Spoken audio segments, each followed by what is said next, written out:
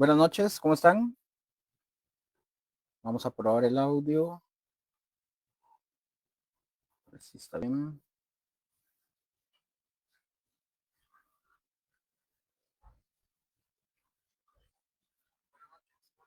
Ahora sí, se oye perfecto.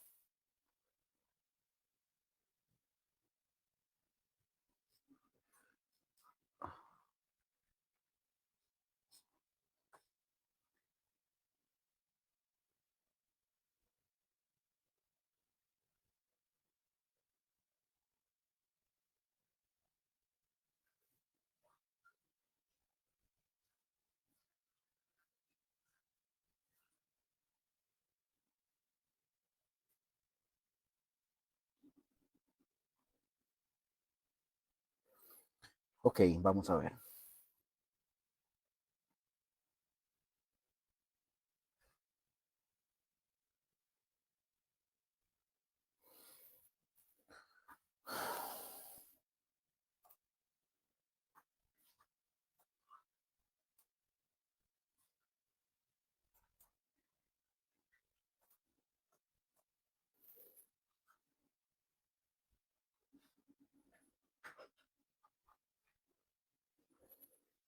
Bueno, ahora sí, buenas noches.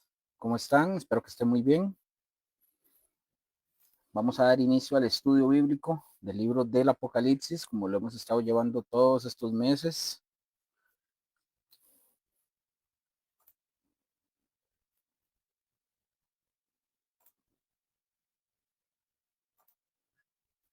Ok, ahí se oye bien. Perfecto. Ya tenemos el, el microfonito que nos hacía falta y ahora sí. Bueno, vamos a dar inicio. Vamos a orar para poder iniciar. Bueno, Padre, gracias te damos por esta noche, por la oportunidad que tú nos das, Señor, de estar aquí, de estar, Señor, escudriñando, conociendo tu palabra. Gracias, Señor Jesús. En tus manos encomendamos, Señor, todas nuestras vidas, las de todos y cada uno de nosotros y de nuestros amigos, conocidos, familiares.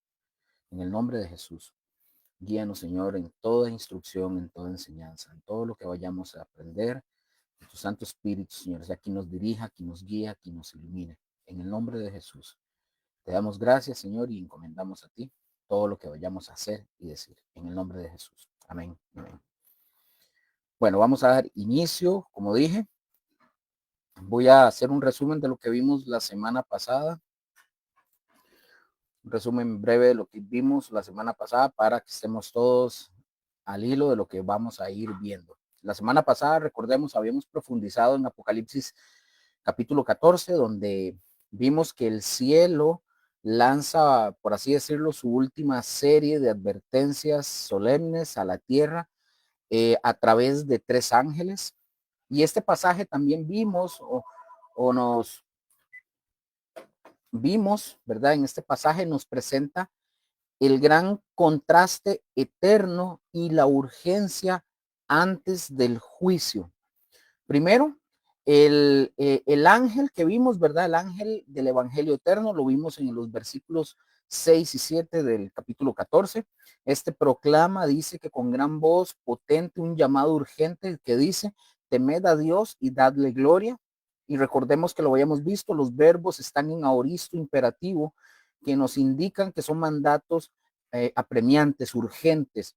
Y la razón es crucial, porque la hora, ¿por qué era esto? Porque la hora de su juicio ha llegado. Y aquí aprendimos un concepto gramatical también que lo vimos, el aoristo dramático, lo estudiamos la semana pasada. Esto no significa, ¿verdad?, que el juicio ya pasó. Entendamos esto con el aoristo, que ya lo hemos venido aprendiendo desde hace mucho. Esto no significa que el juicio ya pasó por aquello de un pensamiento preterista, sino que en el consejo de Dios es tan cierto e inminente este juicio, ¿verdad? Que se proclama como un hecho ya consumado. Es como un juez, ¿verdad? Que tras tomar la decisión final, ¿verdad? Golpea con el mazo y declara el veredicto ha sido decidido. Entonces, este es el último llamado de gracia a nivel global, ¿verdad? La culminación de Mateo 24:14. Eso es lo que habíamos visto. Parte de eso. Ahora, el segundo ángel el segundo ángel de la caída, ¿verdad? Del versículo 8 anuncia, ha caído Babilonia, dice el ángel. Y recordemos que vimos que la repetición enfatiza la certeza como tal. Babilonia, recordemos, representa el sistema mundial de rebelión, idolatría e inmoralidad, o sea, fornicación espiritual, que ha corrompido a las naciones. Su destrucción está básicamente decidida. El tercer ángel, ¿verdad? Da la advertencia suprema en los versículos del 6 al 11 y dice la declaración más grave: quien adore a la bestia y reciba su marca, beberá del vino de la ira de Dios, dice el anuncio de este tercer ángel. Y también estudiamos en que este juicio es, como número uno, es puro. El vino está vaciado puro, sin diluir. O sea, no habrá misericordia que mitigue la sentencia merecida. Número dos, es seguro. Los verbos, recordemos, beberá y será atormentado, están en futuro, perdón, en futuro indicativo, la forma más contundente en el griego para declarar un hecho futuro que es inevitable. Número tres, es eterno.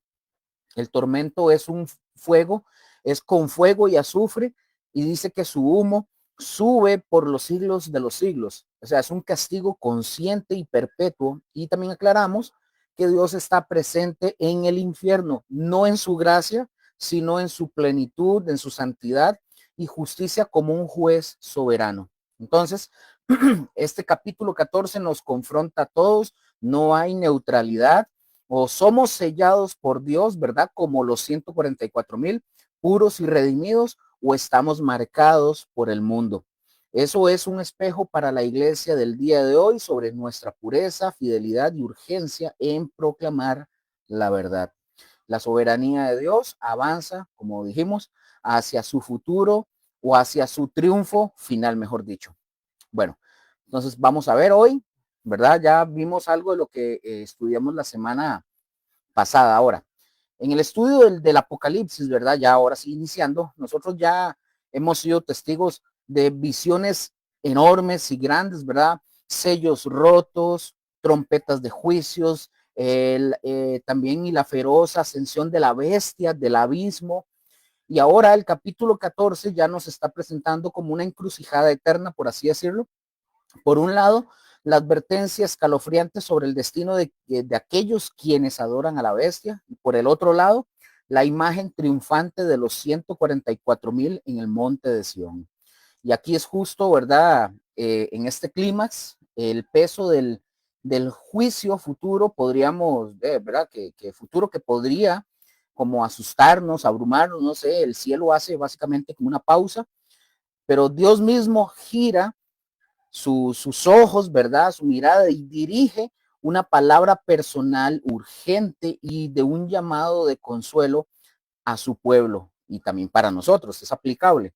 Entonces, la pregunta que resuena en este momento crucial es que todos, en el fondo, nos hemos hecho nos hemos, por así decirlo, hecho frente a la presión del mundo, el dolor o la persecución. Viene la pregunta: ¿dónde encontrar entonces la fuerza para no rendirse, o para no rendirnos, mejor dicho?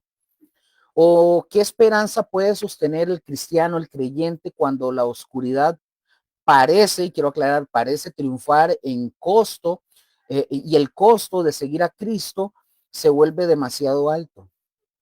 Entonces la respuesta no es un concepto filosófico, está grabada en dos versículos que muy lejos de ser una simple nota al pie, son básicamente el corazón palpitante del mensaje de Dios para su iglesia en los tiempos finales. Apocalipsis 14, versículos del 12 y 13.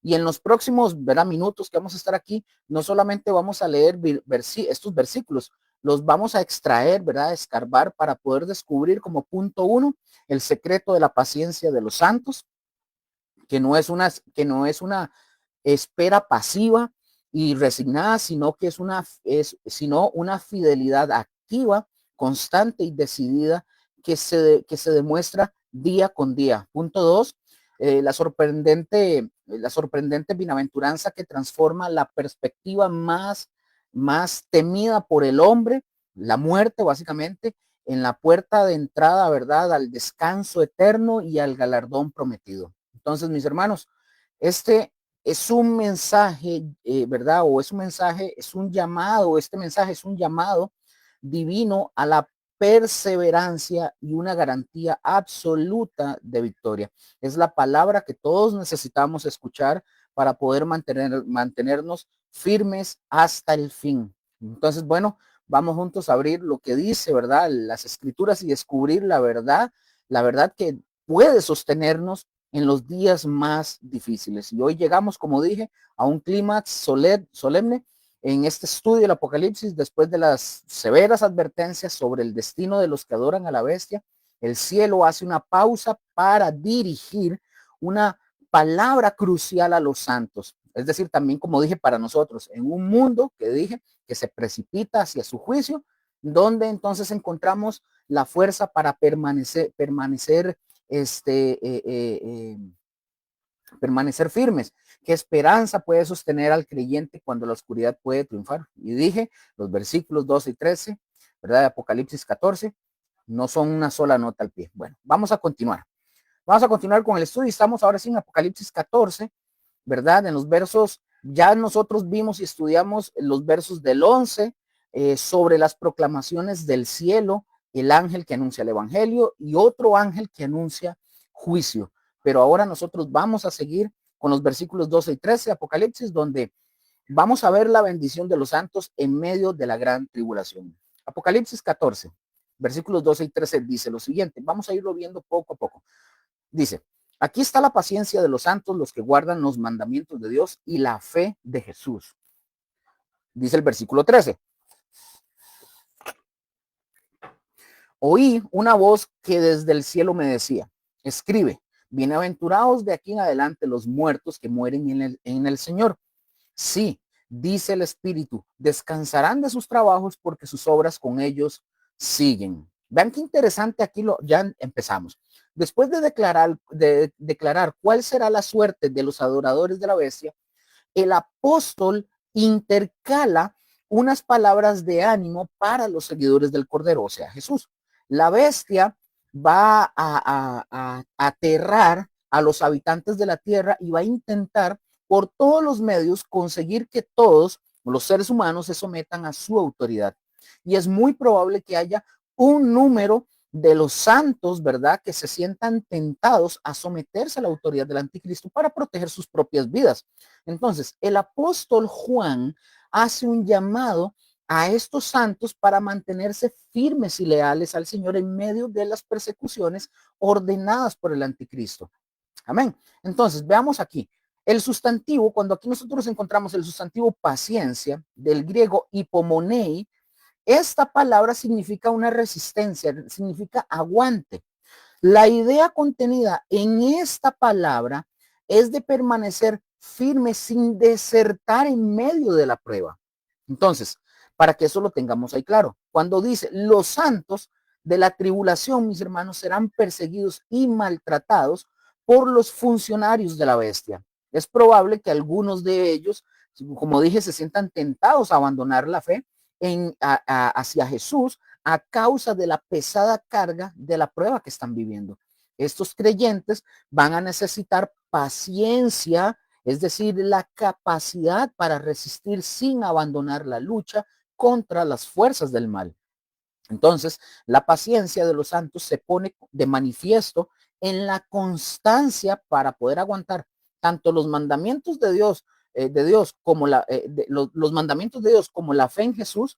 Se va a poner ahí de manifiesto esa constancia para guardar los mandamientos. Entonces, la expresión, cuando nosotros aquí encontramos, voy a tratar de ir un poco rápido porque es bastante lo que hay que ver. Entonces, la expresión, los que guardan, cuando nosotros encontramos esa frase, los que guardan, en el griego original, esta palabra es un participio que está en participio presente, está en voz activa de una palabra griega que es tereo, del Strong 5083. Y esta, voy a compartirles esta palabra, aquí toda completa, tereo, así todo, para que la tengan ahí, en la barra. Ahí está. Entonces, que significa, ¿verdad? Esta palabra tereo del Strong 5083 significa guardar u observar. El participio, mis hermanos, para que lo tengamos ahí y aprendamos, el participio presente sugiere que es una acción continua. Continua. Los santos, es decir, los santos constantemente guardan los mandamientos de Dios y la fe en el Cordero.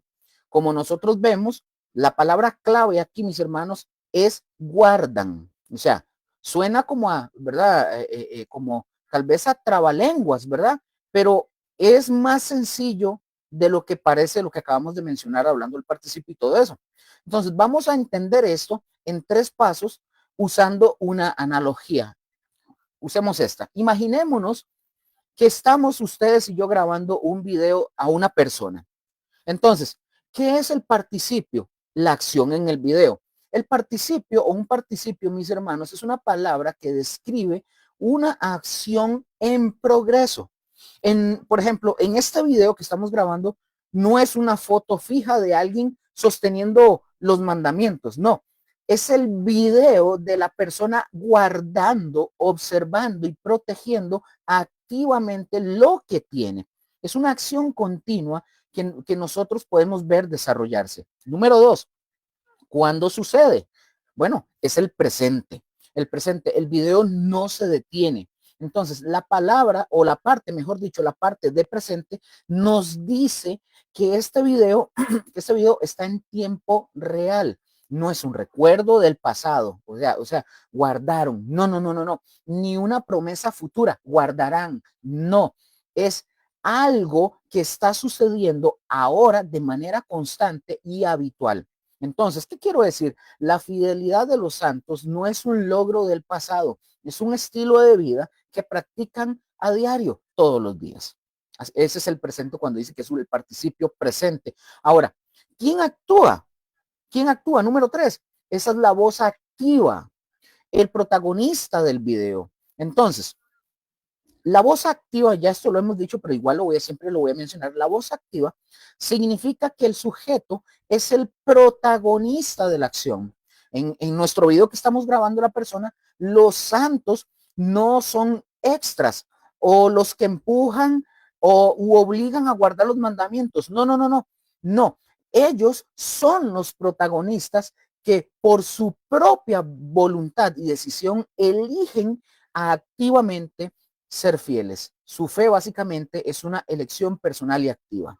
Entonces, mis hermanos, cuando la Biblia dice los que guardan participio presente en voz activa, nos está mostrando un video en vivo de una persona que de forma voluntaria, constante y en ese mismo momento está viviendo en fidelidad a nuestro Señor.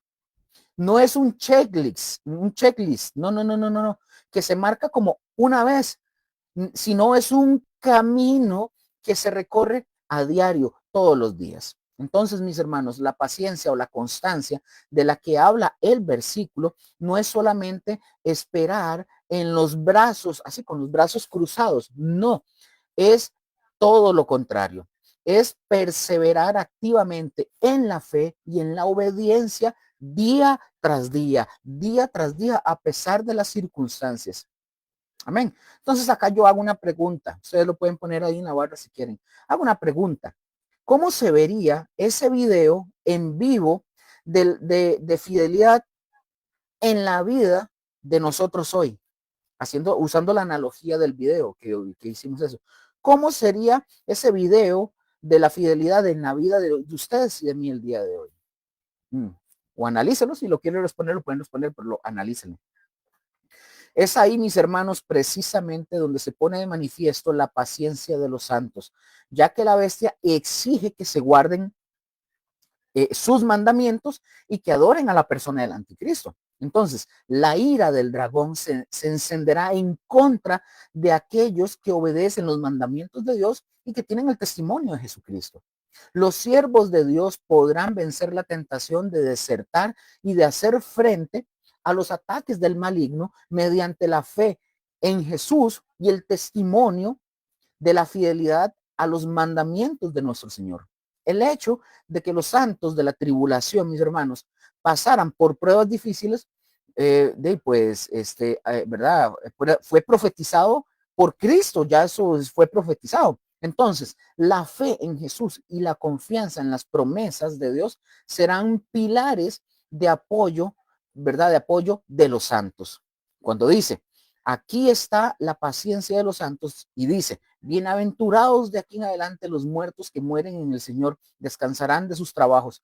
Y aquí nosotros, mis hermanos, podríamos, de ese texto, podríamos fácilmente contrastar esta palabra descansarán de los santos con la relación al tormento continuo de los impíos que ya nosotros vimos en Apocalipsis 14, capítulo 14, versículo 11. Entonces, este es un contraste, mis hermanos, diferente, porque mientras aquellos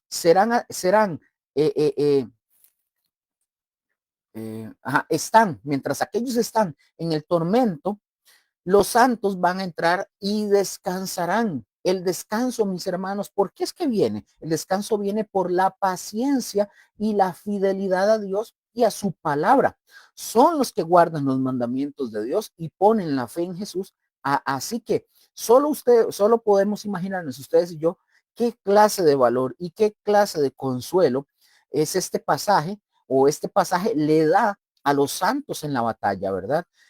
Perseguidos durante la gran tribulación, maltratados, pero claramente Dios quiere animar a su pueblo para que se mantengan firmes y en los tiempos de prueba, es decir, siempre hay que estar firmes, enfocados en la bendición y la recompensa que nos espera siempre en la eternidad. Amén. Bueno, así estaban ellos, básicamente. Versículo 13, para avanzar, capítulo 14, versículo 13. Oí una voz que desde el cielo me decía, escribe, bienaventurados de aquí en adelante los muertos que mueren en el Señor. Sí, dice el Espíritu, descansarán de sus trabajos porque sus obras con ellos siguen. Pongamos atención acá. La expresión una voz en el cielo aparece varias veces en el Apocalipsis. Ya lo vimos en el capítulo 10, el capítulo 11, capítulo 14, lo vamos a ver en el 18 y en el 21 también. Esta voz podría ser una comunicación directa de parte de Dios sin la utilización de un intermediario angelical. La voz en el cielo, mis hermanos, ordena al apóstol Juan escribir una serie, o mejor dicho, una de las 7 bienaventuranzas mencionadas en el Apocalipsis, que ya vimos en el capítulo 1, en el 16 lo veremos, en el 19, en el 20, 22, así, etcétera. Entonces ahí vamos a ir viendo eso posteriormente. Entonces, como dije, la voz del cielo le ordena al apóstol Juan escribir una de las 7 bienaventuranzas, ¿verdad? Como acabo de mencionar, mencionadas en el Apocalipsis. Entonces dice, bienaventurados de aquí en adelante los muertos que mueren en el Señor, como lo estamos viendo en el verso 13. El vocablo, pongamos atención, el vocablo, la palabra bienaventurados es el mismo utilizado por el Señor Jesús en Mateo 5. Este término, mis hermanos, significa más que feliz. El énfasis en este entorno asegura un futuro galardón por la obediencia presente a Dios. Entonces, la mencionada bienaventuranza que acabamos de mencionar proclama como benditos a quienes experimentan la muerte en un estado de unión espiritual con Cristo Jesús. Y esto siempre va a ser así, mis hermanos, no solamente en el tiempo de la gran tribulación, sino va a ser así aquí y ahora en la tierra mientras usted y yo la habitemos y estemos aquí. Esta es la única muerte gloriosa en la que nos gozamos con ella, porque ellos mueren en la causa de Dios y bajo la sonrisa y la aprobación de Dios, y mueren para vivir y reinar con Dios por siempre y para siempre. Y mientras el contexto inmediato se refiere a los mártires de la gran tribulación, evidentemente, el principio eterno, que es el que hay que prestar atención, el principio eterno que revela este pasaje trasciende ese momento específico, ¿verdad? Entonces, la verdad de que la muerte en el Señor es una bienaventuranza, es un consuelo para todo creyente en toda época. Lo que para el mundo es una tragedia, para el que muere en la fe, es una puerta de entrada a la presencia de Dios. El apóstol, por ejemplo, el apóstol Pablo lo expresa o expresa esta misma verdad para la iglesia cuando él dice, para mí el vivir es Cristo y el morir es ganancia. Filipenses 1:21. Por lo tanto, mis hermanos, aunque el contexto de Apocalipsis es la tribulación, el principio de que la muerte del creyente es preciosa a los ojos de Dios, se aplica a todo aquel creyente cristiano de verdad, no aquellos que dicen, ay, mira, se me murió mi papá, se me murió el vecino, mi novio, y no hay muerto, no hay bebé feo ni muerto malo, ¿verdad? Pero dice que el principio de que la muerte del creyente es preciosa a los ojos de Dios se aplica a todo aquel que es un verdadero creyente y que muere en el Señor. Quizás algún día, mis hermanos, algún día se pueda, digo yo, se pueda decir algo similar de ustedes y de mí cuando ya no estemos en este mundo. Yo espero que sí, pero nosotros estamos en el reino del Señor gozándonos por siempre y para siempre. Amén. Pero así es la promesa de Dios. Hasta el día de hoy no nos ha tocado a nosotros todavía visitar, pero un día nos va a tocar ir a conocer realmente lo que tanto el Señor nos habla en su palabra. Todavía estamos aquí respirando. Dice, los muertos que mueren en el Señor. Mis hermanos, esta es una referencia a los mártires de la segunda mitad de la tribulación. La muerte de ellos se debe a que ellos se niegan a someterse a la autoridad del anticristo. Mueren en la fe, su lealtad al Señor es la causa de su muerte. Ellos no amaron sus vidas, sino que la menospreciaron hasta la muerte. Con su promoción a una vida superior, el número de los mártires aludidos, ¿verdad? En el capítulo 6, versículo 11, es completado. Entonces, la sintaxis, o mejor dicho, el orden de las palabras en la traducción de la Reina Valera 1960, este versículo no se estructuró de la misma manera que en el griego, por lo que se podría entender mejor de otra forma. Sería mejor de la siguiente forma, ¿verdad? Como en el griego, que es bienaventurados los muertos que mueren en el Señor de aquí en adelante. Así es como se leería realmente. Entonces, la referencia, mis hermanos, es sin duda alguna a los que mueren debido a la persecución decretada por el anticristo. Es decir, tiene que ver con los acontecimientos escatológicos que tienen lugar en la segunda mitad de la tribulación. Amén. Dice el texto, sí, dice el Espíritu, descansarán de sus trabajos porque sus obras con ellos siguen. Es decir, mis hermanos, la fidelidad de todos estos santos, que es fruto de su salvación, no va a ser olvidada. La frase que dice, sus obras con ellos siguen, no significa que ellos ganan su salvación por obras. Hay que aclarar eso. La escritura es sumamente clara en que ustedes y yo somos salvos por gracia mediante la fe. Lo dice Efesios capítulo 2, versículo del 8 al 9, sino que sus obras son la evidencia de una fe genuina y serán recompensadas. Santiago nos dice que la fe sin obras es muerta, como lo dice Santiago 2:17.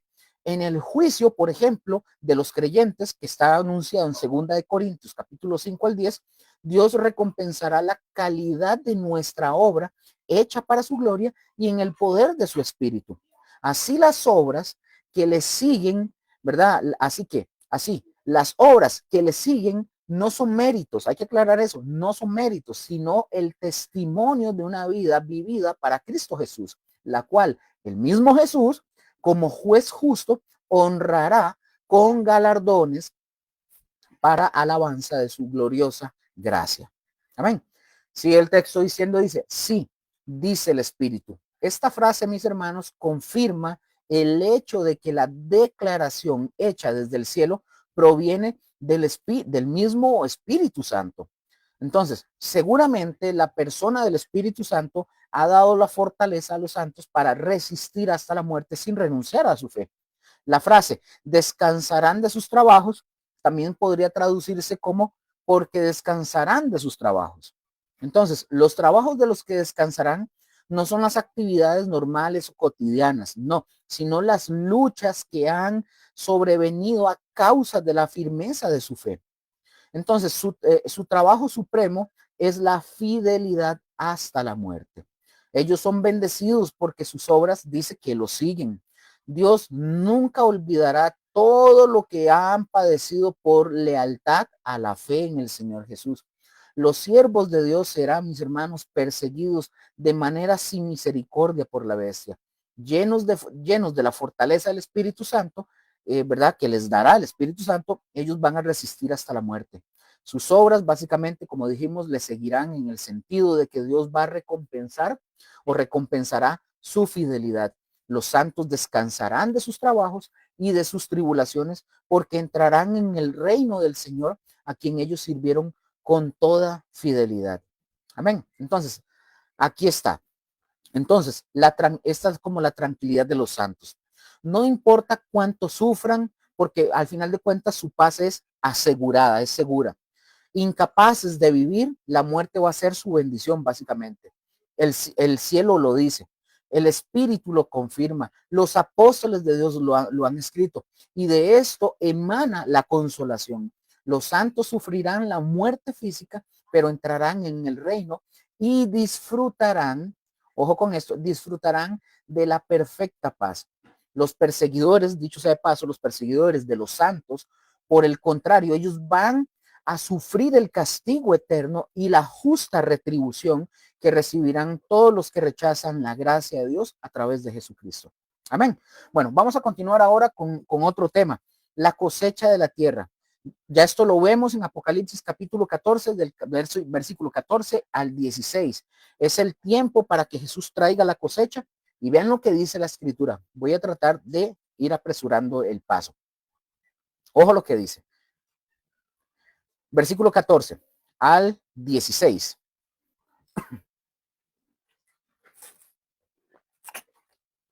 Dice, miré y he aquí una nube blanca y sobre la nube uno, ojo con esto, uno sentado semejante al Hijo del Hombre. Aquí tienen que notar algo que está en mayúscula, Hijo del Hombre, presten atención. Sí, leo. Miré y he aquí una nube blanca y sobre la nube uno sentado semejante al Hijo del Hombre, que tenía en la cabeza una corona de oro y en la mano una hoz aguda. Pongan atención. Y del templo salió otro ángel clamando a gran voz al que estaba sentado sobre la nube. Mete tu hoz y ciega, porque la hora de cegar ha llegado, pues la mies de la tierra está madura. Y el que estaba sentado sobre la nube metió su hoz en la tierra y la tierra fue cegada. Veamos toda esta frase, o este parrafito. Miré y aquí una nube blanca y sobre la nube uno sentado sobre, semejante al Hijo del Hombre, que tenía en la cabeza una corona de oro y en la mano una hoz aguda. Aquí viene un tema muy interesante y lo vamos a aprender. Haciendo uso, ¿verdad?, de su fórmula habitual, el apóstol Juan aquí presenta una nueva escena con la frase, miré y he aquí. Lo primero que el apóstol Juan ve es una nube blanca. Entonces, la escena es sin duda, Juan, ¿verdad? Es sin duda, se está señalando a Daniel, del capítulo 7, Daniel 7, del 13 al 14, donde el profeta Daniel contempla la visión de la venida del Mesías, ¿verdad? Acá a la tierra. Ahora, el mismo Señor Jesucristo profetizó su segunda venida. Pongan atención, su segunda venida en términos similares a los que aparecen en Daniel capítulo 7, versículo 13. En segundo lugar, mis hermanos, el apóstol Juan dice, y sobre la nube uno sentado semejante al Hijo del Hombre. Pongan atención, la expresión Hijo de Hombre no lleva el artículo determinado al. Vea que no dice al, ahí dice dice aquí, y sobre la nube, uno sentado semejante al, no dice eso, no dice al Hijo. Aquí lo vemos en el texto de la Biblia, dice, y sobre la nube uno sentado al Hijo del Hombre. Pero pongan atención. Como dije, la expresión Hijo de Hombre no lleva en el original, no lleva el artículo determinado al. En el griego original no lleva ese artículo. Presten atención. En el griego original, la frase literalmente dice, Dice algo así como semejante a hijo de hombre. Eso es lo que dice en el original. No dice semejante al hijo, dice semejante a hijo de hombre. Sin el artículo él, en español, la traducción natural y que suena correcta para nuestro oído es añadir el artículo, dando un resultado resultado como al hijo del hombre. Ahora sí, pongan atención a eso. Yo espero que hayan prestado atención a esto. Ojo con lo que vengo. La discusión teológica o técnica aquí es si esa adición de ese artículo determinado en español cambia o especifica el significado de una manera que no estaba presente en el griego original. Porque hay pleitos por esto. Al no llevar artículo en griego, mis hermanos, puede estar enfatizando la naturaleza o carácter de Jesús, alguien con apariencia de un ser humano, en lugar de señalar a un título oficial y único, el Hijo del Hombre. El texto original, en el texto original, mis hermanos, la frase no dice semejante al, no dice eso, al Hijo del Hombre, sino que en el original dice semejante a un hijo de hombre. Entonces, mis hermanos, la diferencia, evidentemente, es sutil, pero es importante, porque en el griego la falta del artículo el o al puede estar resaltando la humanidad de la figura en visión más que solo citar su título oficial. Entonces aquí surge la pregunta, Luker, ¿es Jesús a quien vio Juan sentado sobre la nube? La respuesta es contundente, sí, y con total seguridad se los menciono, sí. El libro del Apocalipsis está lleno de referencias al Hijo del Hombre de Daniel 7, un título que Jesús utilizó para sí mismo constantemente en los evangelios. Entonces, mis hermanos, el contexto deja claro que se está describiendo a una figura divina y gloriosa. Entonces, aquí viene otra pregunta. ¿Cuál es el problema con el artículo al? Bueno, mis hermanos, el detalle del artículo no cuestiona quién es, sino qué aspecto de su identidad está enfatizando en ese momento específico de la visión.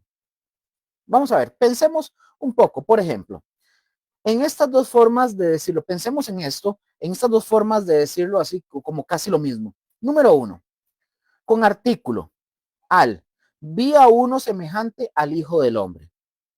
Entonces, con este primer punto, entonces yo digo, esto suena a que estamos nombrando un título oficial único.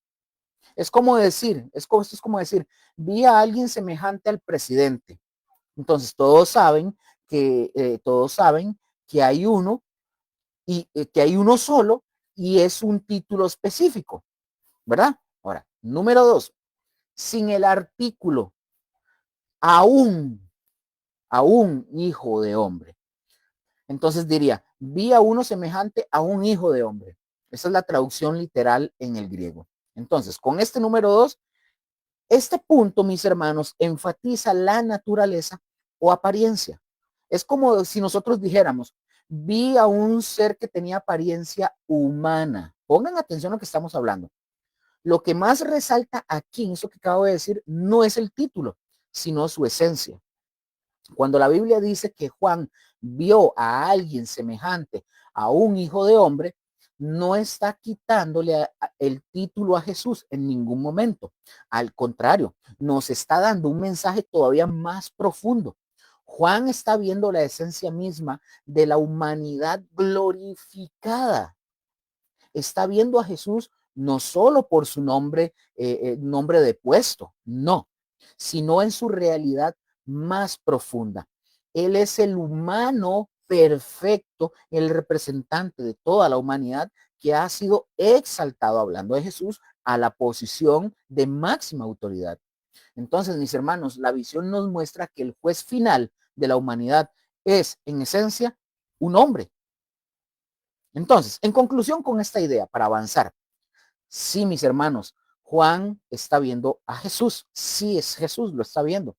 Ese hijo de hombre es el mismo Jesús que ustedes y yo conocemos de los evangelios. Sin embargo, mis hermanos, otra vez, hay un detalle fascinante en el idioma original. La descripción, repito, no usa el artículo él, sino que literalmente dice semejante a un hijo de hombre. Y otra vez, ¿y por qué es importante? Porque en ese contexto, mis hermanos, más que presentar solo su título oficial, la visión está destacando su humanidad y su papel como representante de la humanidad. Lo está mostrando como el ser humano por excelencia, el último Adán, que viene en gloria. No deja de ser Jesús, pero la descripción nos ayuda a nosotros a entender que sobre Jesús se está revelando en esa escena tan majestuosa al Jesús humano y glorificado que viene a juzgar la tierra. Entonces, mis hermanos, el detalle gramatical no niega que sea Jesús, sino que enriquece nuestra comprensión de la escena, mostrándonos que se está revelando específicamente en su rol como el representante glorioso y soberano de la humanidad redimida. Eso está bonito.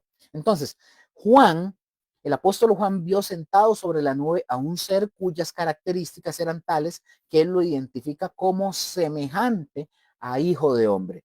Entonces, mis hermanos, el título hijo de hombre le es dado a Cristo en el Nuevo Testamento en su relación con la tierra, o sea, con los seres humanos, como hijo de hombre o del hombre, tal como lo presentan los evangelios.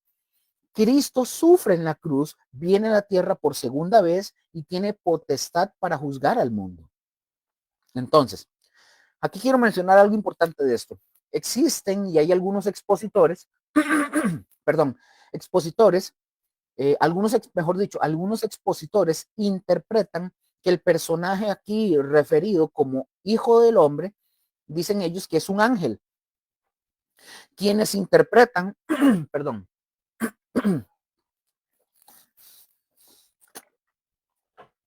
quienes interpretan que el personaje aquí referido, ¿verdad? O quienes interpretan que se refiere a un ángel, estas personas se basan en el hecho de que el Hijo del Hombre recibe, según ellos, recibe un mandato o recibe un mandado, por así decirlo, de parte de otro ángel, como lo dice el versículo 15. Algo que es completamente impropio. Si Hijo de Hombre ¿verdad? Si el hijo, ellos dicen que otro ángel le da como una orden, ¿verdad? Algo así como sería impropio si el Hijo del Hombre fuera Cristo. Entonces dicen ellos que no. Pero por supuesto, mis hermanos, que el Mesías no recibe órdenes de un ángel. Eso hay que dejarlo claro y ya lo vamos a aprender para que no se queden ahí patinando. El verbo, pongan mucha atención, el verbo en el modo imperativo, cuando le dice el ángel, mete tu voz, no tiene que ser un mandato. No tiene que ser un mandato. El Mesías no responde a la autoridad angelical para meter su voz. Pongan atención. Hoy vamos a aprender, hoy vamos todos a aprender algo interesante de esto. El Mesías no responde a la autoridad angelical para meter su voz, sino que recibe notificación divina a través del ángel de que el tiempo adecuado para hacerlo ha llegado. Entonces, cuando yo hablo de mandado o de mandato, mandado significa o sigue significando una orden, un encargo o una instrucción. La acción específica del mandado es imperativo, que le dice, mete tu voz. Ahora sí, vamos a ir a lo técnico. La clave ahora está en la diferencia de interpretación que representa el texto completo. Número 1, interpretación 1, la que usa mandado literalmente. Y de aquí lo desprendemos como a un subpunto o un inciso. Interpretación 1, la que usa mandado literalmente. Para algunos expositores, mis hermanos, la palabra mandado y el verbo en imperativo, mete, se toman en un sentido más directo. Es una orden que un ángel, según los que interpretan eso, es una orden que un ángel le da al Hijo del Hombre. En conclusión, dicen ellos o creen, si el Hijo del Hombre recibe una orden de un ángel, no puede ser Cristo, porque sería impropio de su rango y autoridad supremo. Eso es lo que dicen. Número 2, interpretación número 2. la que matiza el significado de mandado. Viene el subpunto. Para otros, la réplica en el texto, la palabra mandado y el imperativo no deben interpretarse como una orden de un subalterno a un superior. En cambio, se propone entenderlo como una notificación o un anuncio oficial. Vean esta analogía para que entiendan eso que acabo de decir. Sería como un heraldo, un mensajero que le anuncia al rey y le dice el heraldo al rey, ha llegado la hora de actuar. Entonces, ay, se me desconectó. Vamos a ver, ya lo arreglo. Ahí estoy todavía.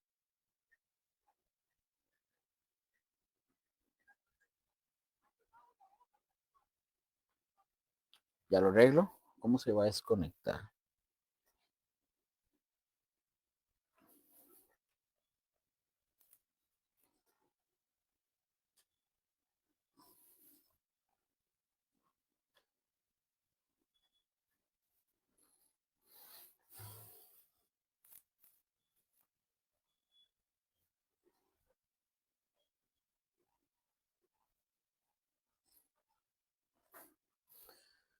Vamos a ver.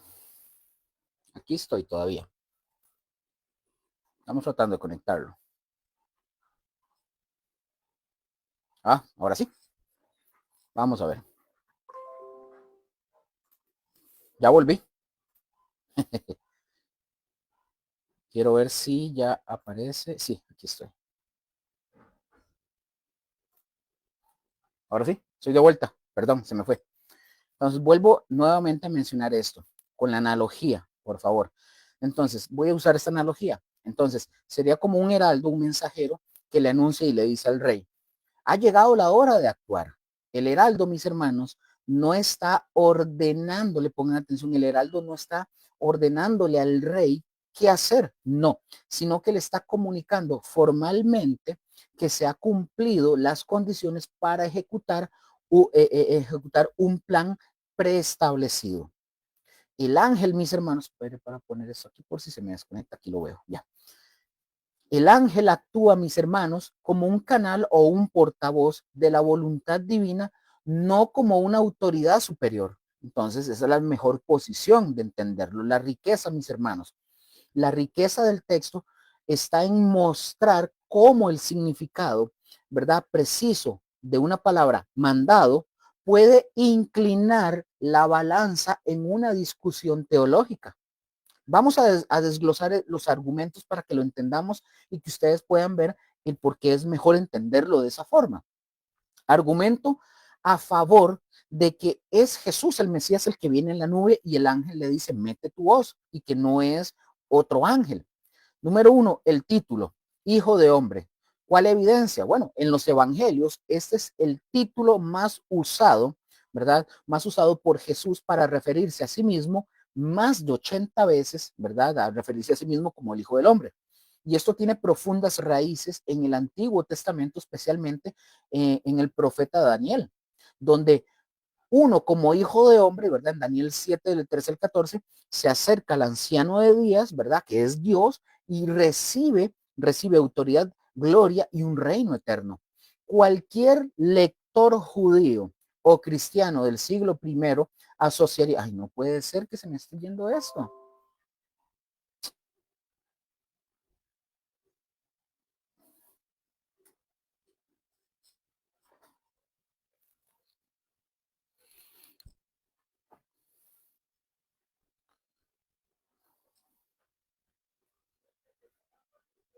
Sí, pero ahí está conectadito. Nada más que se me va el chunche del video. Perdón, es que no sé qué le está pasando a esto, que se está desconectando y se... Entonces, eh, cualquier lector judío, mis hermanos, del siglo primero, asociaría inmediatamente este título con la figura mesiánica y divina de Daniel. La lógica que utilizamos, usar este título, mis hermanos, usar este título tan cargado de significado mesiánico para luego referirse a un ángel genérico, sería como mínimo confuso y engañoso. Entonces, la carga literaria no puede ser. Perdón, vamos a acomodar esto porque algo está pasando.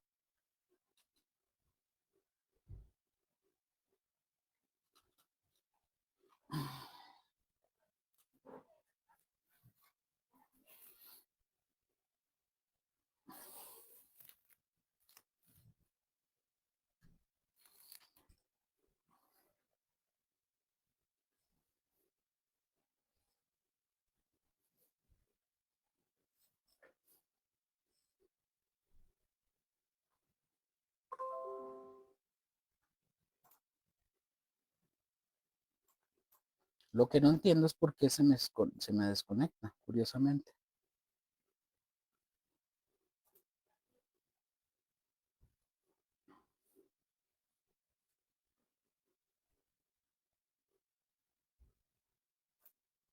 Ok, espero que no se vuelva. Si no, lo vuelvo a conectar o le doy vuelta al teléfono. Entonces, como dije, la carga, la lógica es usar este título tan cargado de significado mesiánico para luego referirse a un ángel genérico sería como mínimo confuso y engañoso. Entonces, la carga literaria e histórica del término básicamente apunta abrumadoramente a Cristo Jesús. Número 2, la imagen de la cosecha. Evidencia, en las parábolas de Jesús, por ejemplo, en Mateo 13:30 hasta el 39, es el Hijo del Hombre quien envía a sus ángeles a cegar, o sea, a juzgar al final de los tiempos. Aquí la figura del Hijo del Hombre es quien realiza directamente la ciega, lo que encaja, ¿verdad? Con su papel de juez final. Entonces, sería incongruente, mis hermanos, que un ángel realizara el acto supremo de juicio que en la teología coherente del Nuevo Testamento está reservado para Cristo Jesús. Ahora, voy a leerles el argumento que utilizan algunos que dicen que es a favor de que es un ángel. Ellos dicen, dice número 1, el mandado del ángel del versículo 15. Ellos dan como evidencia y dicen, un ángel le da una orden, mete tu voz al Hijo del Hombre. Ay,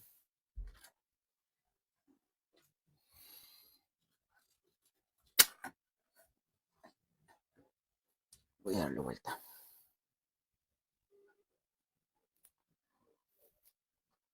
Voy a darle vuelta.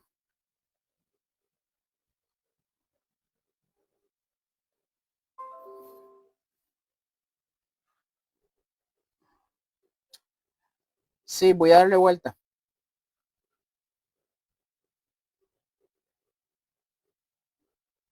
Ok. Vamos a ver ahí para poder verlo. ¿Qué es lo que está pasando?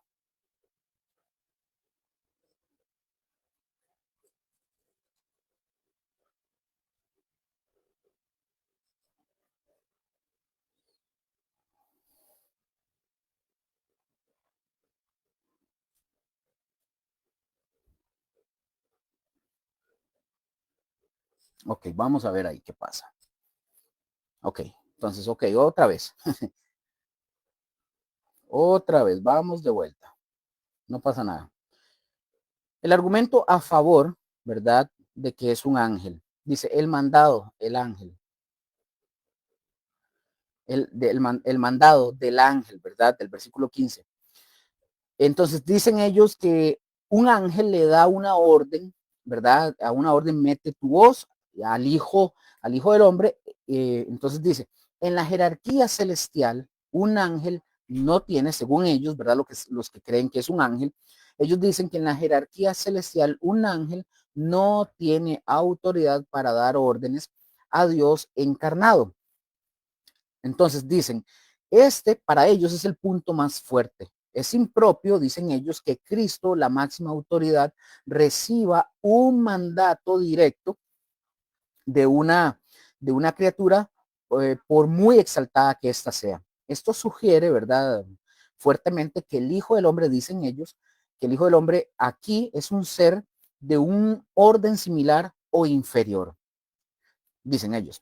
Luego también dicen ellos en el otro punto, que yo creo que aquí, ok, ellos dicen, vamos a ver, el otro punto que dicen, el contexto inmediato de Apocalipsis. Dice, bueno, ellos dicen, en el libro del Apocalipsis las visiones están repletas de ángeles que actúan o que ejecutan juicios. la figura de uno semejante a un hijo de hombre en Apocalipsis capítulo 1, versículo 13 es claramente Cristo. Pero la descripción en el capítulo 14 es mucho más escueta, dicen ellos. Entonces, es posible, dicen ellos, que Juan esté describiendo a otro ángel, ¿verdad? Poderoso, cuya apariencia se asemeja a la de un hombre y usa el término de manera descriptiva, un ser celestial con forma humana en lugar de como un título mesiánico. Perdón, voy a colocar esto un poquito mejor porque me queda la computadora muy abajo.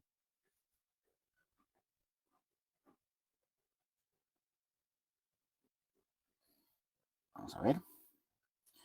Perdón, por estos son básicamente gajes del oficio, cosas que pasan. Ahora sí. Por ahí veo a Joseph, bendiciones, es que hasta ahorita lo veo. Estoy concentrado en ver cómo que no se me vaya esto de la compu, la cámara. Un abrazo, mi hermano, si me lo continúe bendiciendo. Qué bueno verlo por aquí. Entonces, hagamos un análisis y una conclusión lógica. Espero que me dé buen tiempo para poder terminar esto. Un análisis y una conclusión lógica. Entonces, pongan atención. Vea que ya les di dos posturas. Unos que dicen que no es un ángel, que sí es Jesús, y el otro que otra postura que dicen que es un ángel, porque Jesús no puede recibir órdenes de un ángel. Pero ya vamos a ir viendo. La aparente tensión de que un ser creado, o sea, el ángel, parezca darle instrucciones al creador, o sea, al Hijo del Hombre, a Jesús, se encuentra una solución definitiva cuando ustedes y yo comprendemos el género literario profético en su contexto completo. Ya vamos a ver, no estamos leyendo una transcripción literal de protocolos celestiales, sino presenciando una revelación profética dramatizada. Pongan atención porque aquí está la clave. Donde cada elemento comunica verdades teológicas profundas. Vamos a irlo viendo. El principio de la profecía, para los que no lo conocían, se los comento. El principio de la profecía dramatizada en las escrituras. En la tradición, mis hermanos, en la tradición profética bíblica, Dios frecuentemente ordenaba a sus mensajeros que no solo anunciaran su palabra, sino que le encarnaran mediante actos simbólicos que funcionaban como sermones vivientes. Por ejemplo, el profeta se convertía en un actor en el drama divino. Por ejemplo, un punto aquí, Ezequiel capítulo 4, versículo del 1 al 8. No, obviamente no lo voy a leer, ¿verdad? Pero es para que lo tengan ahí. Ezequiel 4 del 1 al 8. Vean lo que estamos hablando para que lo tomen. Esto se le llama profecía dramatizada en las escrituras. Y repito lo que dije. Dios frecuentemente ordenaba a sus mensajeros que no solamente anunciaran su palabra, sino que la encarnaran mediante actos simbólicos que funcionaban como sermones vivientes. Aquí viene el punto. Y dije, el profeta, por dar un ejemplo, un profeta se convertía en un actor en el drama divino. ¿Como cuál? Por ejemplo, Ezequiel, capítulo 4, del 1 al 8. Solo les dejo el pasaje, ustedes después lo leen. ¿Qué hizo él ahí? Acostarse sobre su lado por 390 días para representar el juicio sobre Israel. Jeremías capítulo 19 del 1 al 11, romper una vasija de barro como símbolo de la destrucción de Jerusalén. Oseas capítulo 1 del 2 al 3, casarse con una mujer infiel para ilustrar la relación de Dios con Israel. Isaías 20 del 2 al 4, caminar desnudo y descalzo por 3 años como señal profética contra Egipto y Etiopía.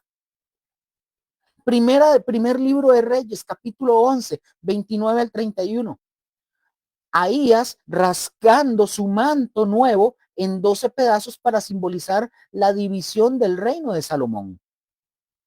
Ezequiel capítulo 12 del 1 al 7, hacer un agujero en la pared y salir con un equipaje de cautivo de día, representando el exilio que vendría.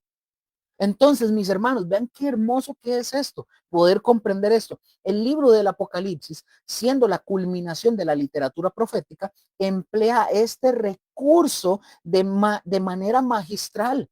Las visiones de Juan, mis hermanos, pongan atención, las visiones de Juan no son meras descripciones fotográficas del cielo, sino que son representaciones teológicas cargadas de simbolismo destinadas a transmitir verdades eternas de manera vívida e impactante.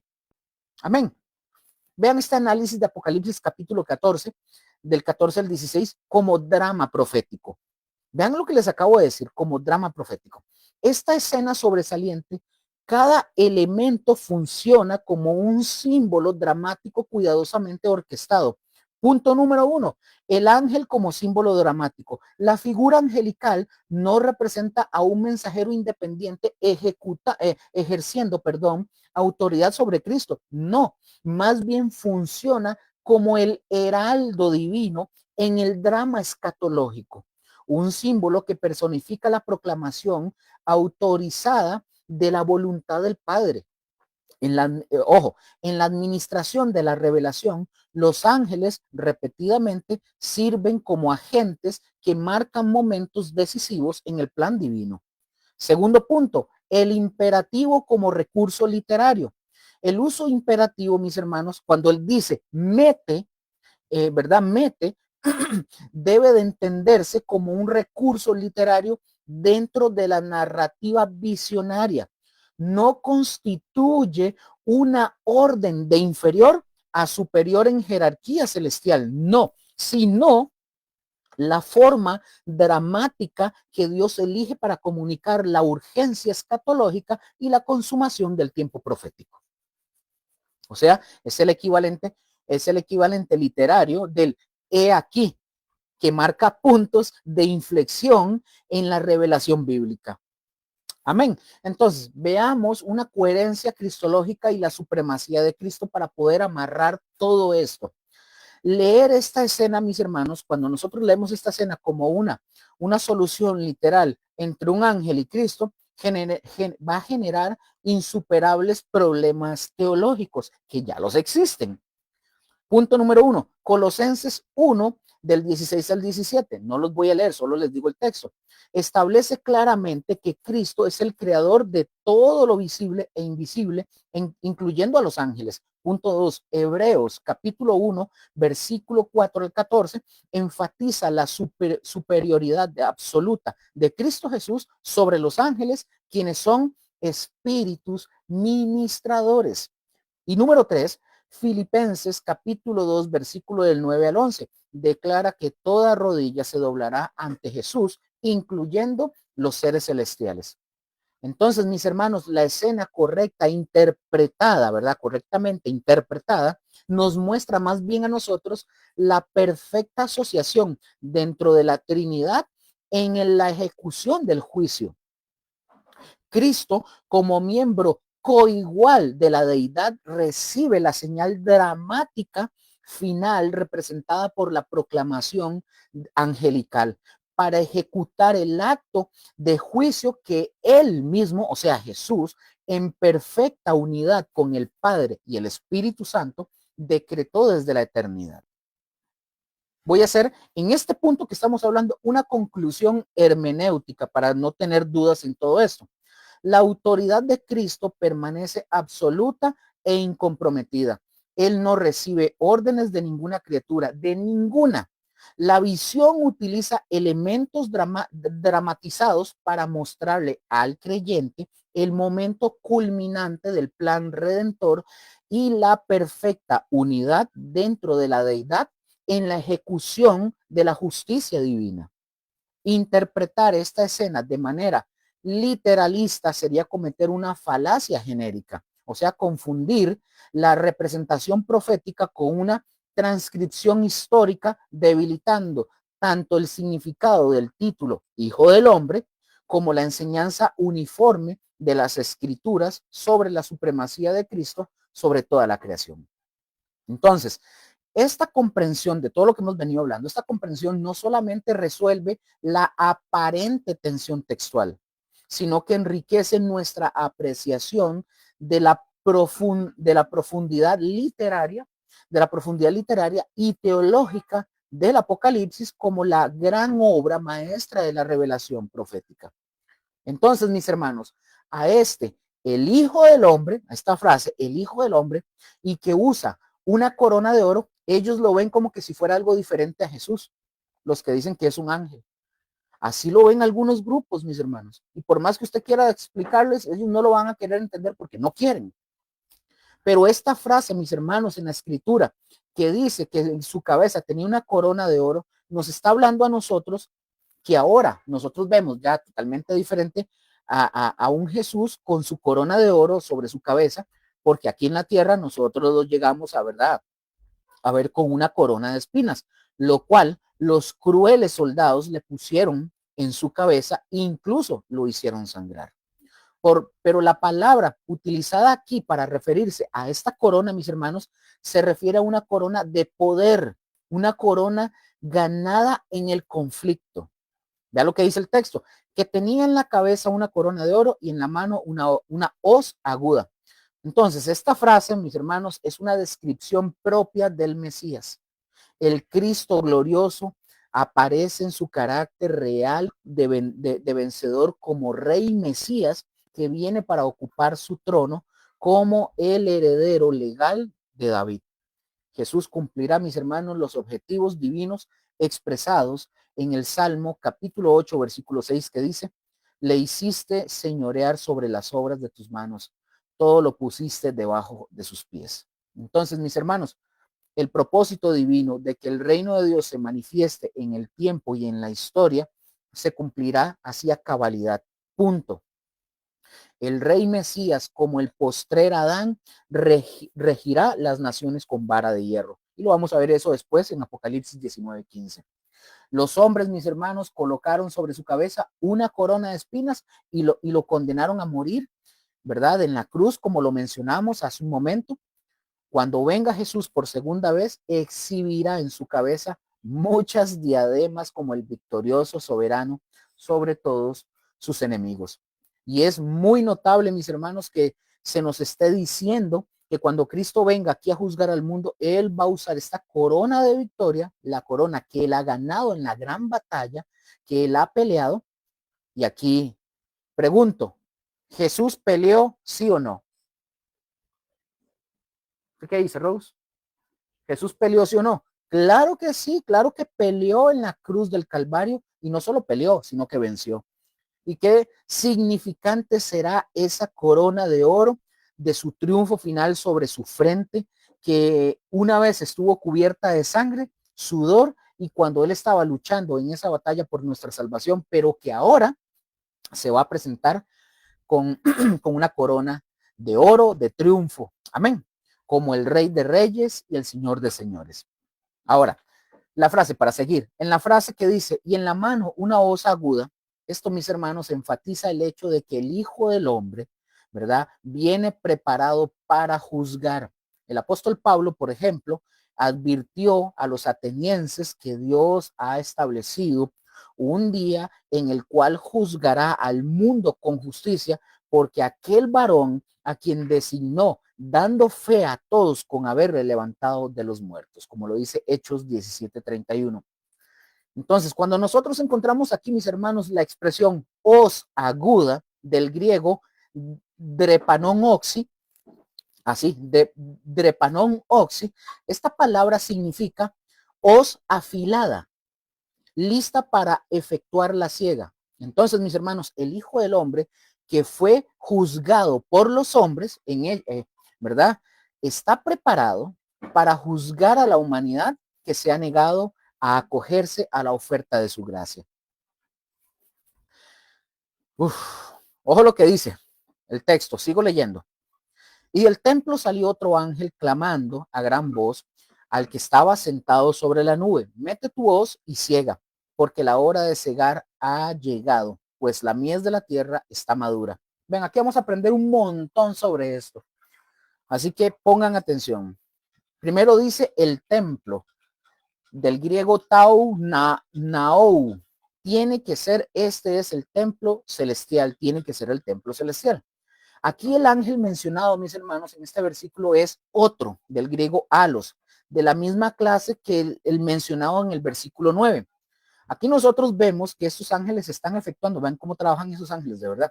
Estos ángeles están efectuando las tareas que les han sido asignadas con relación al juicio en la tierra. Entonces, el Dios soberano ha entregado la administración del mundo presente en manos de ángeles. Lo ha entregado. El ángel que clama a gran voz no está, repito, no está dando una orden al Hijo del Hombre, sino que le está transmitiendo el mensaje del Padre Celestial al Cordero respecto al hecho de que la hora del juicio ha llegado. Amén. Entonces, la frase, mete tu hoz y ciega, literalmente significa, manda tu hoz y ciega. Eso lo vería, así sería en el original. Ambos verbos, mis hermanos, manda y ciega, son aoristos imperativos y sugieren urgencia. Pongan atención. Ojo con esto, vean porque aquí viene la parte más interesante. Dice, o sea, cuando son aoristos imperativos y sugieren urgencia es, manda de inmediato tu hoz y comienza la ciega inmediato. Entonces, para poder explicarlo mejor, imaginémonos que ustedes y yo estamos en el campo y recibimos este mensaje en nuestro celular, ¿verdad? De parte del jefe. El jefe nos dice, mete la hoz y ciega ahora. No dice, pongan atención, usted está con su celular y su jefe le dice, mete la hoz y ciega ahora. Usted está con el celular y no dice, Luis, cuando tengas tiempo o cuando tengas un momento o quizás después de almorzar. No.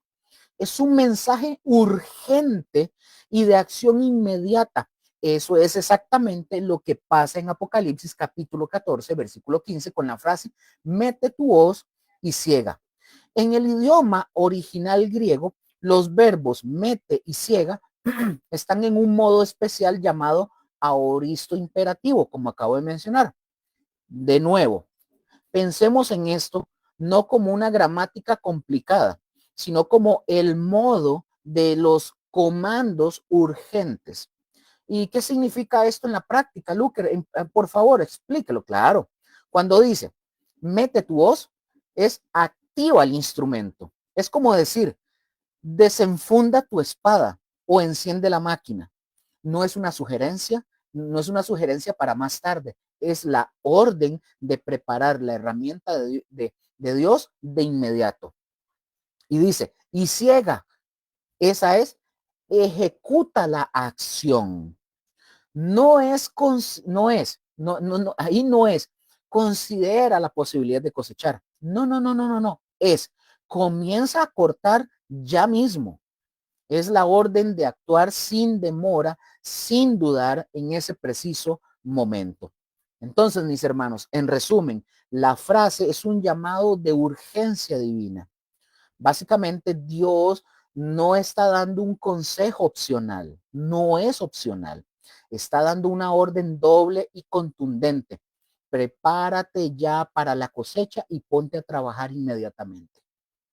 Es la voz de un general en el campo de batalla o de un director de orquesta que marca el inicio de una pieza crucial.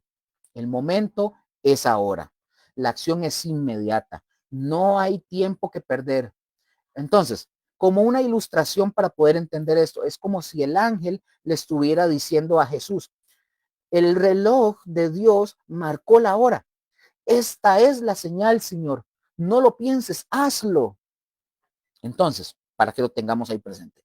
Ahora, un punto sumamente importante, esto que acabo de mencionar, yo estoy ilustrando como que si a nosotros nos dan la orden, pero aquí en Apocalipsis el ángel no está dándole una orden a Jesús, como que si el ángel fuera su jefe. No.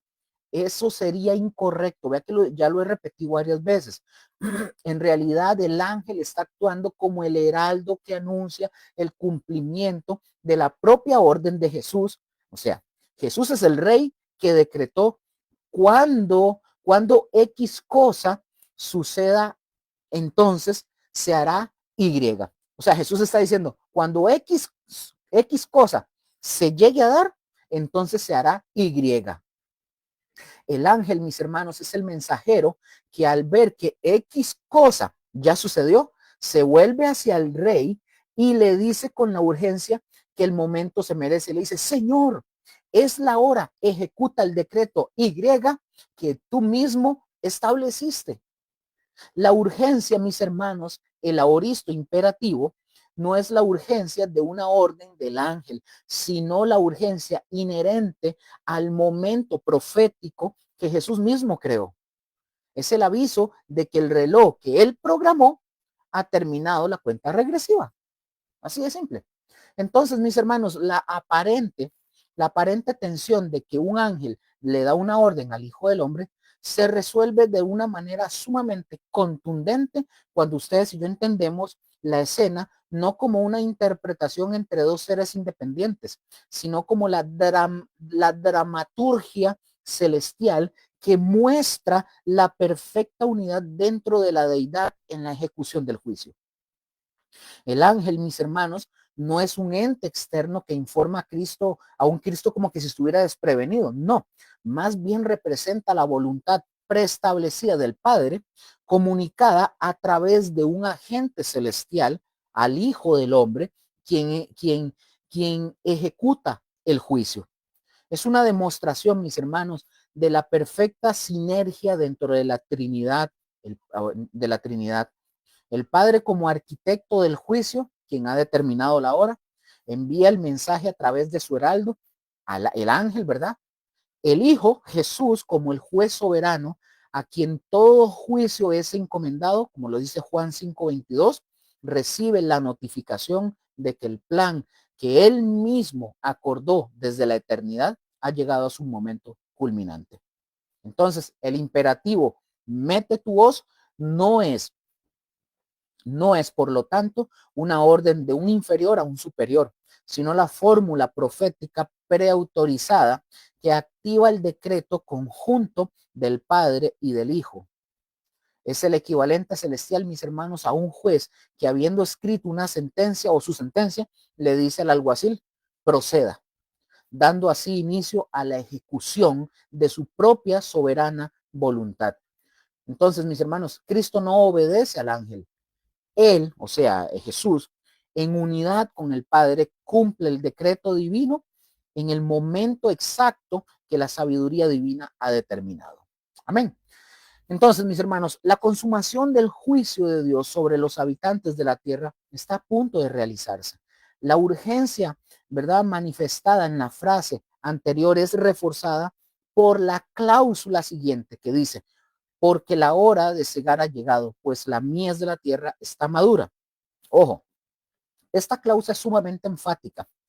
El verbo que encontramos aquí, que es ha llegado, del griego el ten, es el aoristo indicativo del griego erkomai del Strong 2064 y aparece al comienzo de la oración. Voy por partes a ver lo técnico. ¿Qué significa que sea un aoristo indicativo? De nuevo, mis hermanos, otra vez. Yo no me canso porque quiero que todos aprendamos esto. De nuevo, pensemos en esto no como gramática, sino como el modo del hecho cumplido. No es está llegando como presente, una acción en curso. No, no es el llegará como un futuro, como una promesa. No, es ya llegó. Es el aoristo, es un hecho decisivo y puntual. Es como cuando, por ejemplo, voy a poner este ejemplo, es como cuando ustedes y yo decimos feliz Navidad, que se dice justo a la medianoche del 24 de diciembre. No anuncia que la Navidad se acerca, no, declara que la Navidad ya empezó.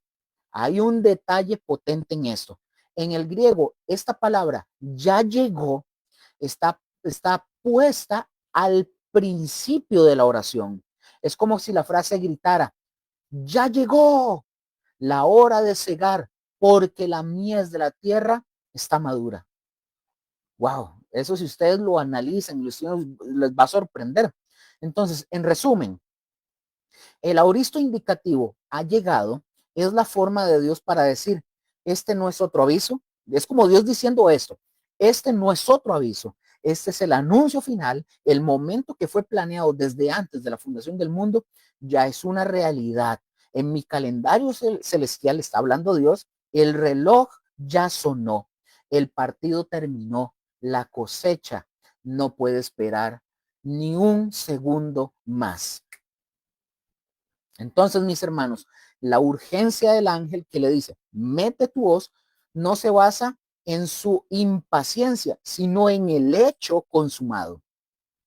En el hecho consumado que acaba de declarar, ya llegó. Es la urgencia de un plan divino que ha alcanzado su punto de ebullición. Es el gran ya de Dios. Amén. Sigamos. Cegar, del griego terisei, es el aoristo. Cuando dice cegar, la palabra cegar, es el aoristo infinitivo de terizo, del Strong 2025. Ambos verbos, pongan atención, ambos verbos apuntan a un acontecimiento concreto. Imaginémonos, mis hermanos, para entender esto, que estamos viendo un documental sobre la construcción de un puente grandote, enorme. Y el narrador, ¿verdad? En la televisión, ¿verdad? Dice, los ingenieros están trabajando en la construcción. Eso es una acción en proceso, es un presente. Pero cuando llega el día de la inauguración, el alcalde dice, corten la cinta.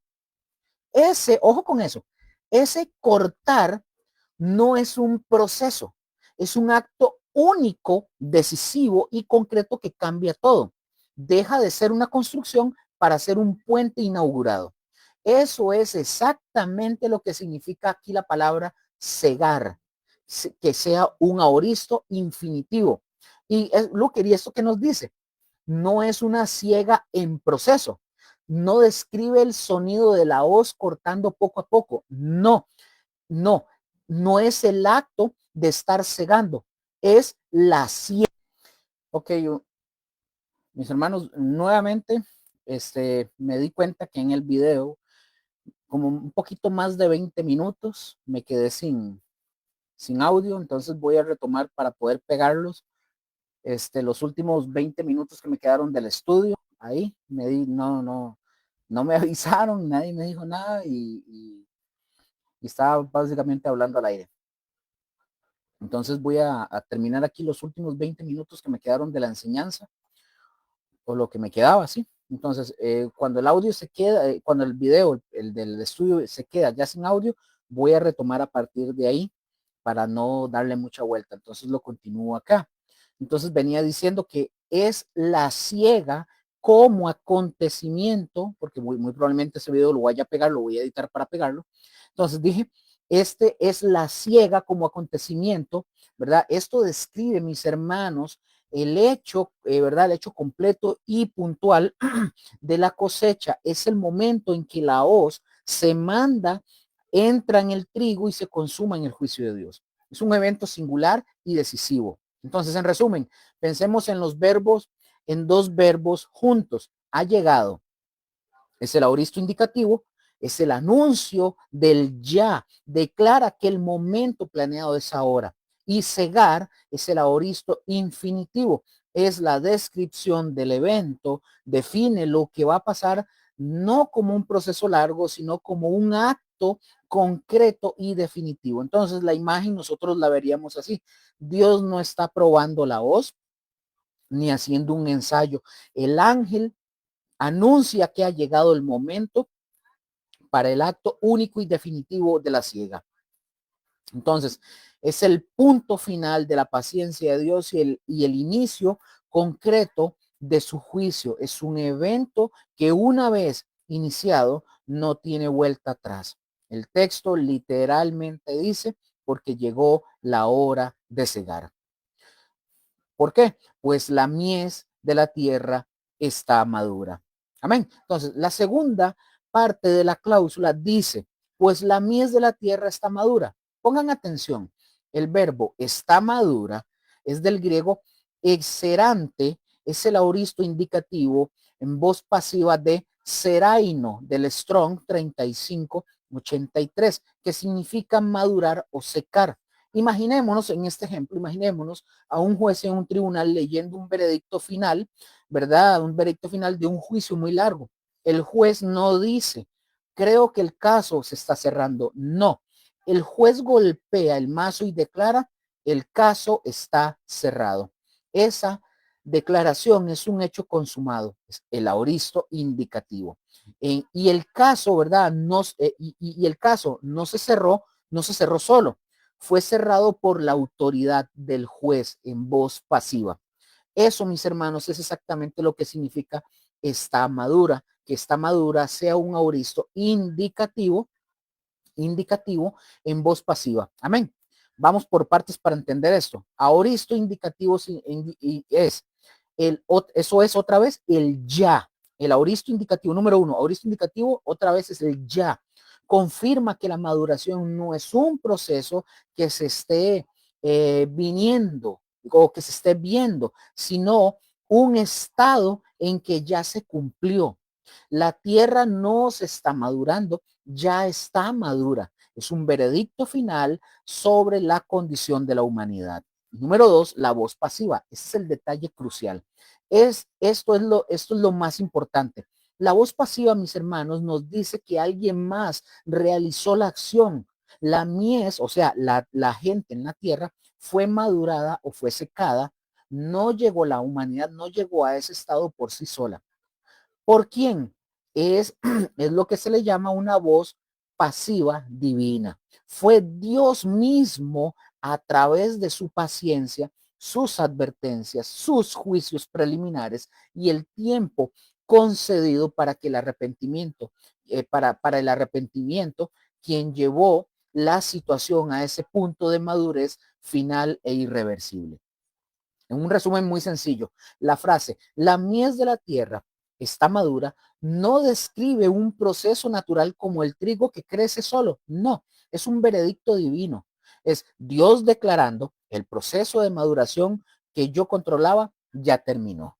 La humanidad, básicamente está diciendo, la humanidad ha sido llevada por mí al límite final. El tiempo de la gracia y la paciencia ha culminado. La cosecha no es una sorpresa, es una consecuencia de un proceso que yo he permitido que llegue a su punto final. Y como ilustración, es como un horno, mis hermanos, es como un horno que suena clink. Ese horno, ¿verdad? Cuando termina de cocinar algo, de calentar, suena clink. Bueno, ese sonido no lo produce el pastel o el queque, sino el temporizador que fue programado por el panadero. El clink es el aoristo pasivo. Anuncia que el pastel fue cocido a la perfección por el panadero y ahora ya está listo para ser sacado. Así es esta palabra exerante, es el clink del horno de Dios. Anuncia que el tiempo de cocción de la historia humana bajo su paciencia programada ha terminado. El juicio está listo para comenzar porque Dios ha determinado que ya lo está. Y en este contexto, mis hermanos, significa estar lista para la siega. El juez de la tierra contempla el escenario donde la vida humana se desarrolla y lo considera como un gran campo sembrado de granos que ya está preparado para la cosecha, es decir, para el juicio. Cristo le dijo a sus discípulos, por ejemplo, ¿no decís vosotros, aún faltan 4 meses para que llegue la siega? He aquí os digo, alzad vuestros ojos y mirad los campos porque ya están blancos para la siega. Juan 4:35. Dios en su misericordia, mis hermanos, ha dilatado el día de la consumación de su ira, pero ya no habrá más retraso. Es decir, mis hermanos, es decir, se le está diciendo a Jesús que meta la hoz porque ya la mies está madura. Esta palabra, ¿verdad? Esta antigua palabra griega para madura da la idea, ¿verdad? De algo que está maduro de más. Eso es lo que significa que Dios, ¿verdad? Juzgará a la tierra, a la tierra solemnemente cuando está madura de más para el juicio. Él no se va a adelantar para el juicio. Él tiene el tiempo perfecto para el juicio. Y debemos de recordar, mis hermanos, que la maldad tiene su cosecha también, no solamente perdón, debemos recordar que la maldad tiene también su cosecha, no solamente el bien, también la maldad la tiene. Amén. Apocalipsis capítulo 14, versículo 16 dice, y el que estaba sentado sobre la nube metió su hoz en la tierra y la tierra fue cegada. Entonces, mis hermanos, el cuadro profético de Apocalipsis capítulo 14,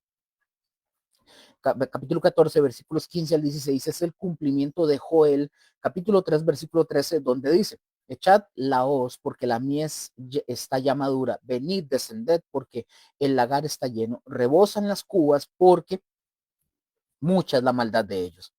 Entonces, el que está sentado sobre la nube es el Señor Jesucristo, sin duda alguna, el Hijo del Hombre, quien ha recibido toda potestad para ejecutar juicios sobre la tierra.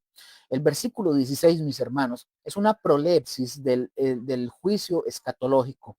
Los verbos metió, evalen y fue cegada, eteriste, son aoristos del indicativo y sugieren un acontecimiento que es considerado como realizado, aunque su cumplimiento es aún futuro. El verbo metió significa literalmente lanzó, es decir, la hoz fue lanzada sobre la tierra y la tierra fue cegada. Ahora, recordemos que yo les voy a ir explicando estos detalles para que lo puedan entender mejor. Imaginémonos que tenemos a un amigo que es un viajero del tiempo, ¿verdad? Él, el amigo de nosotros, regresa del futuro y nosotros, llenos de curiosidad, le preguntamos a él, mira, fulanito, ¿qué pasó en el gran juicio final? Entonces, nuestro amigo no nos va a decir, va a pasar esto, aquí, así, no, no. En lugar de eso, con la certeza total, quien ya lo vivió, nos va a narrar el evento de esta forma y nos va a decir, en aquel día el Hijo del Hombre lanzó su voz sobre la tierra y la tierra fue cegada. No sé si notan la diferencia. Él usa verbos en pasado, lanzó, fue cegado, para contar un evento que para nosotros está en el futuro. No es un error gramatical, es la certeza absoluta de quien sabe que lo que está anunciando es tan real e inevitable que ya puede contarlo como un hecho consumado. Eso es exactamente, mis hermanos, lo que el Espíritu Santo hace en Apocalipsis capítulo 14, 16. Está usando como un flashback profético, profético básicamente. Entonces, ¿qué son estos auristos del indicativo? En español, mis hermanos, son simplemente verbos en pasado simple. Lanzó, cegó.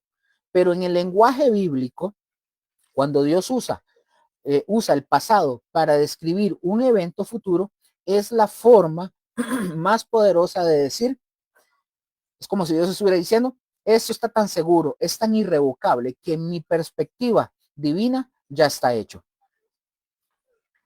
No es que el juicio va a ser rápido, es que desde el trono de Dios ya acabó de suceder. Entonces, un resumen simple, metió, o sea, lanzó y fue cegada, son el pasado profético de Dios. Número 2, no describen duda, sino la máxima certeza. Es la prolepsis a anunciar lo futuro con tanta seguridad que se narra como si ya hubiera ocurrido. Número 3, el mensaje para nosotros. El juicio final no es una posibilidad, es una realidad futura tan segura como los hechos históricos del pasado. La hoz ya fue lanzada en el decreto divino. Nuestra tarea es vivir con la urgencia y solemnidad que esta verdad inmutable produce. Y como una ilustración en esto, es como el decreto de un rey, por ejemplo, ¿verdad? En el momento que el rey firma el edicto, aunque la noticia tarde en llegar a todo el reino, para el rey el asunto ya está decidido y ya está hecho. Entonces, Apocalipsis capítulo 14, 16 es la firma de Dios en el edicto, en el edicto del juicio contada para nosotros con la certeza de quien ya lo firmó. El veredicto escrito está escrito, punto. Entonces, ahora observemos eso que es muy interesante. Ahora observemos la repetición del sustantivo de la frase la tierra. Aquí aparece en el versículo 15, aparece en el versículo 15 y 2 veces en el versículo 16. El énfasis, pongan atención, el énfasis claramente está en el hecho de que el juicio descrito aquí tiene que ver particularmente con la tierra. La tierra y sus moradores han estado básicamente en rebeldía contra su creador y serán juzgados por el juez del universo. Esto es como el marcador de texto, ¿verdad? De texto de Dios. Supongamos que ustedes están subrayando o marcando un libro de texto.